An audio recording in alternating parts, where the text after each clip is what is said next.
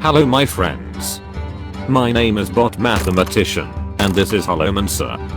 We have collected a great amount of information and statistics in order to create a large list of the most useful neutral legendary cards.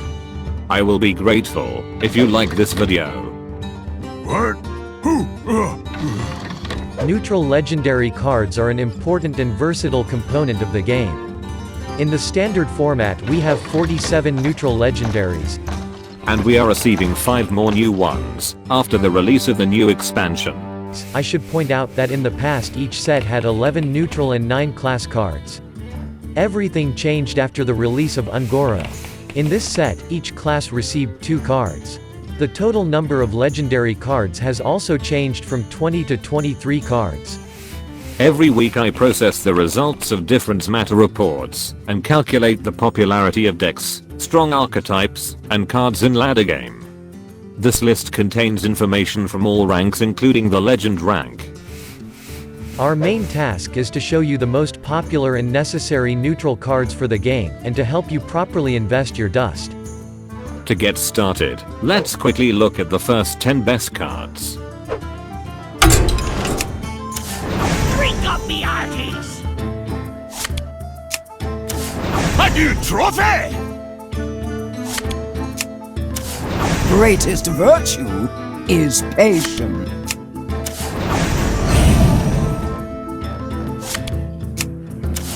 Candle smash! Death is close. Curious.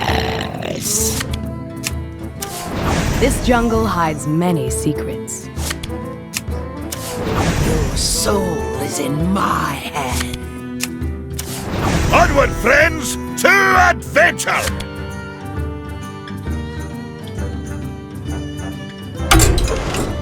When choosing your next legendary card to craft, you should always consider both the strength of the card and the set it is in. Supposedly, another card rotation will take place in April, the Year of the Raven will end, and a new game year will begin in Hearthstone. In the standard format, we will lose 3 very important sets of cards that were added to the game in the Year of the Mammoth. We will lose Journey to Ungoro, Knights of the Frozen Throne and Kobolds in Catacombs. You're the ones that should make decision to create these strong cards and play with them only until April, or to create cards from this year's editions and classic set, or even save dust for the new expansion. We want to ask you, should players create cards from add-ons that leave standard mode or not? We created a YouTube poll. Find the button on the screen, please vote and share your opinion in the comments. I want to share my opinion with you. It seems to me that you can create at least one neutral legendary card that is going into the wild format soon, if you really want it. Provided this card is strong, universal, popular, has a good win rate, or at least has interesting mechanics. You will enjoy the game and significantly strengthen your decks, although only for just a few months. And now let's look at the top 10 most popular cards and talk in more detail about each of them. I bring life and hope. The 10th position is held by Alexstrasza. Alexstrasza has been a combo enabler since the early days of Hearthstone. The option to either burst down an opponent to set up a kill or dodge incoming lethal damage makes Alexstrasza a perennial powerhouse worthy of crafting. Here is a graph that shows the percent popularity of this card over 15 months of observation. Today, 5% of all meta decks include this card. Aleix is currently played in many different decks, most notably in Malygos Druid, Big Mage, Odd Mage and Control Priest. The win rate of all decks with Aleix is 53% on average. Look at me. At 9th place is Salathe Gorgon. This card got into some popular meta decks, mostly as a part of a combo or an extra value generator. Quest Rogue, One Turn Kill Paladin, or Shutterwalk Shaman are only some of the decks that can run it right now. Here are the dynamics of the popularity of this card in the metagame. More than 5% of all meta decks include this card right now. On average, the win rate of this card is 51%. I am am the essence of magic! The 8th position is held by Malagus. Malagus has been a part of multiple combo decks throughout the history of Hearthstone. Right now it's played in Malagus Druid, Quest Druid, Clone Priest and Malagus Rogue decks. The popularity of this card is more than 7%. Its win rate is 51% on average. If you look at the graph, you will see that Malygos is going through its golden period right now. This card was used somewhat consistently in the past, but had very little popularity at certain points. Over the past 5 months, the situation has changed substantially. This curse has become our greatest strength. At 7th place is Gen Greymane. Decks with Gen never miss playing something on turn 1. The most popular archetypes at the moment are even Warlock, even Shaman and even Paladin. Even decks are a big part of the meta right now, with more than 9% popularity, and win rates over 56%. More souls! The 6th position is held by Blood Mage Thalnos. Thalnos is best placed into combo decks, where he's used to find key pieces of the combo as quickly as possible. In the current meta, he's found in Mill Druid, Quest Priest, Tempo Rogue, Tempo Mage and Quest Mage. This is truly a very important and universal card.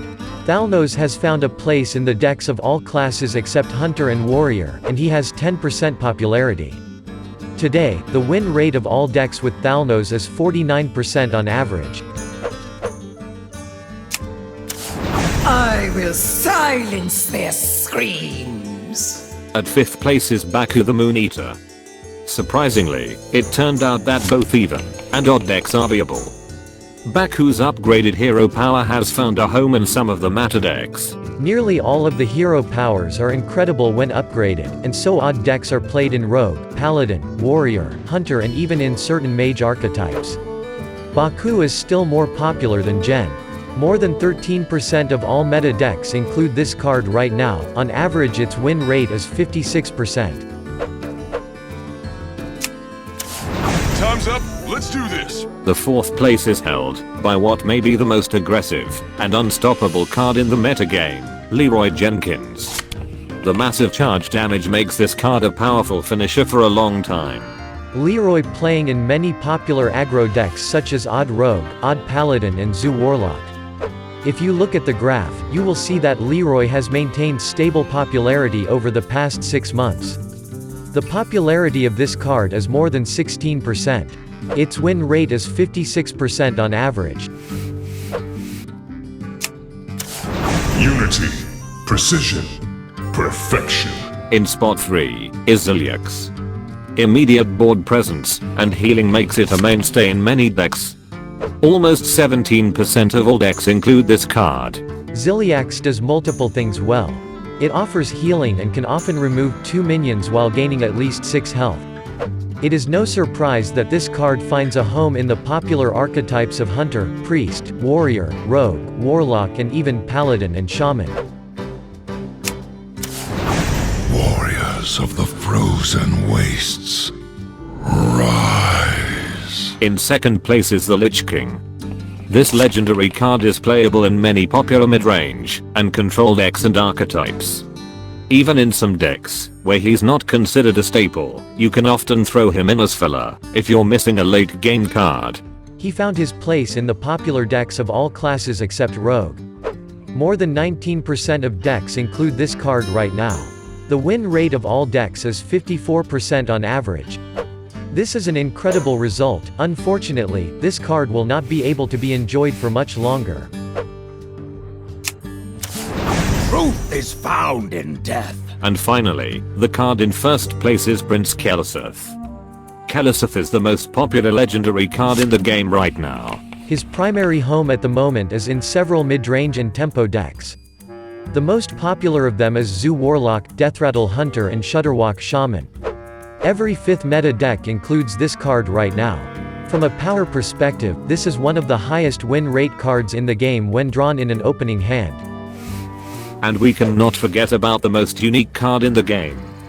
Whizbang the Wonderful is probably the best legendary a new or casual player can get. You can find more information in a special video about Whizbang. You will find the link in the description. But we desire to ask you, do you continue to play with Whizbang the Wonderful or not? We created a YouTube poll. Find the button on the screen, please vote and share your opinions in the comments. Alright, that's all for today. Thank you for being with us. And special thanks to Chris for text editing. We will meet in new videos. Good luck.